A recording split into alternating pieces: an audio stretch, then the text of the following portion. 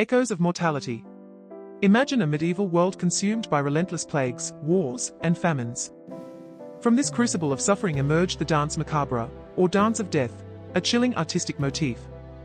First appearing in late medieval Europe around the 14th century, visual depictions showcase skeletons leading the living, popes, kings, peasants, in a macabre procession to the grave.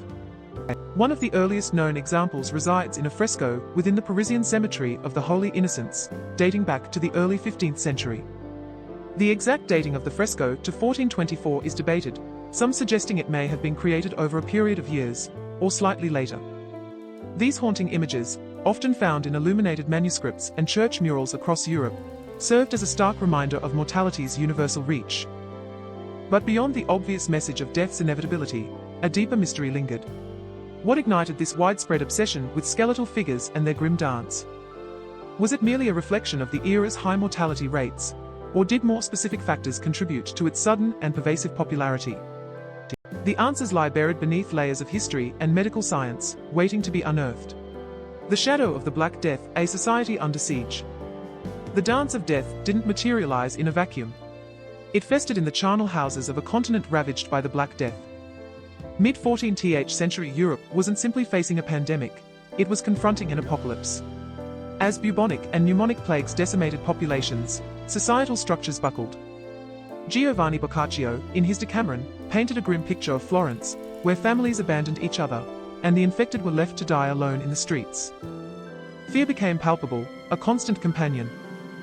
The mortality rate, estimated between 30% and 60% of Europe's population, though varying significantly by region, instilled a pervasive anxiety that clung to every aspect of life. Religious processions transformed into frenzied flagellant parades, desperate attempts to appease a seemingly wrathful god. Superstitions flourished as people sought explanations and cures beyond the reach of medieval medicine. The very air was believed to be poisonous, leading to bizarre practices carrying sweet-smelling herbs or burning incense, as physicians like Jacques d'Agremont recommended. This climate of terror irrevocably warped the collective psyche, setting the stage for the morbid fascination that fueled the Danse Macabre. Was death now the only certainty? While the plague was a catalyst, it alone cannot fully explain the Dance of Death's complex origins. Decades of simmering social unrest erupted as the rigid feudal system began to crack. Consider the Jacquerie peasant revolt in 1358 France, a bloody uprising against the nobility. Fueled by economic hardship and deep resentment, these upheavals fostered a climate of fear, amplifying the obsession with mortality. Religious fervor played a crucial role, too. The flagellant movement, a wave of public self-flagellation, swept across parts of the continent, seeking divine intervention to end the pestilence. These acts of extreme piety reflected a desperate search for meaning amidst overwhelming death, contributing to a collective hysteria. But what of the individual mind? Ergot poisoning, resulting from a fungus on rye, could have induced hallucinations and convulsions, potentially fueling the macabre visions depicted in the Dance of Death. And the sheer trauma of witnessing mass death. It may have triggered widespread mental illness, manifesting as obsessive behaviors and a heightened awareness of mortality, forever etching death into the collective consciousness. Ergot, a fungal blight lurking on rye and other cereals, may have been an invisible dancer within the Dance of Death. This insidious fungus produces potent alkaloids, chemicals that, when ingested, wreak havoc on the human nervous system.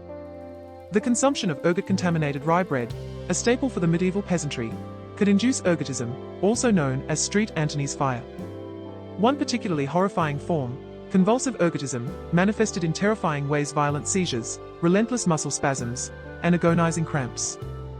Imagine witnessing entire villages gripped by uncontrollable fits, their bodies contorted in grotesque imitation of the skeletal figures depicted in the Danse Macabre.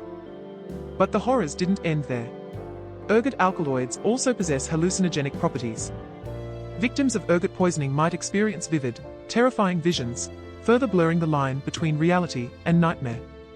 Could these hallucinations, fueled by fever and widespread social anxieties, have easily been interpreted as demonic visitations or glimpses into the afterlife? This aligns chillingly with the morbid imagery of the Dance of Death. Indeed, outbreaks of ergotism were often linked to periods of famine and social upheaval, precisely the conditions that fostered the Dance of Death's popularity. The palpable terror induced by ergotism, therefore, may have amplified the psychological impact of the plague, solidifying the image of death as an inescapable, dancing spectre. Ergotism offered a tangible, terrifying manifestation of inner demons and societal anxieties. But can a single, toxic fungus truly account for the sheer scale of the dancing manias and the pervasive imagery of death? Consider collective hysteria, a psychological phenomenon where shared anxieties manifest in disturbingly physical ways. Remember the Salem witch trials, where fear alone fueled accusations and spectral evidence. Could similar forces have amplified the effects of ergot poisoning, or other, perhaps unseen, triggers? The medieval world, so deeply steeped in religious fervor and gnawing anxieties about sin and eternal damnation, provided fertile ground for such extraordinary outbreaks. The Black Death, its scythe having decimated populations, left survivors traumatized and utterly vulnerable. Imagine the power of suggestion, the sight of one person convulsing, triggering a sympathetic reaction in others already teetering on the precipice of despair. Some contemporary accounts suggest individuals joining frenzied dances spontaneously. Accounts from the time, though needing careful interpretation, do tell of such events. While Matthew Paris was a 13th century chronicler, attributing descriptions of widespread dancing mania to him requires careful consideration, as his writings focused primarily on England and France and describe different events. Furthermore, the pervasive lack of understanding about the true causes of disease inevitably led to interpretations firmly rooted in the supernatural. Dancing manias were frequently attributed to demonic possession or divine punishment, further fueling the pervasive panic. Ergotism may indeed have been the initial spark, but collective hysteria, like a strong wind, fanned the flames, transforming isolated incidents into widespread epidemics of dance and dread. The Danse Macabre, rendered across medieval Europe, wasn't merely art, it was a stark diagnosis of societal anxieties. Frescoes adorning church walls and woodcuts filling printed books depicted skeletons leading the living popes, peasants, kings, and children towards their inevitable demise. These weren't just morbid images, they were potent reminders of death's impartiality, a concept that resonated deeply in a world ravaged by plague and social upheaval. Consider Bernd Notke's Danse Macabre in Lübeck, Germany. A chillingly realistic depiction of death seizing individuals from all walks of life, it was commissioned after the city endured a particularly devastating plague outbreak. The symbolism is layered, rich with meaning. The skeletons themselves represent the ever-present reality of mortality, while the living figures' reactions, ranging from defiance to resignation, mirror the spectrum of human responses to death. The decaying bodies and tattered clothing served as a memento mori, urging viewers to reflect on the transience of earthly possessions and the importance of spiritual preparation. Furthermore, the hierarchical arrangement of the figures in some depictions subtly challenged the rigid social order, suggesting that death, the ultimate leveler, rendered earthly status meaningless. The widespread adoption of this motif speaks volumes about the collective psyche of a population grappling with unprecedented mortality and a profound sense of vulnerability. This art became a mirror reflecting their anxieties and a stark reminder of their shared fate. Modern science reveals a complex tapestry behind the dance of death, far exceeding the plague's direct effects. Research on ergotism and mass psychogenic illness reveals a complex tapestry. We now understand that ergotism, a poisoning from fungus-infected rye, likely fueled episodes of mass hysteria.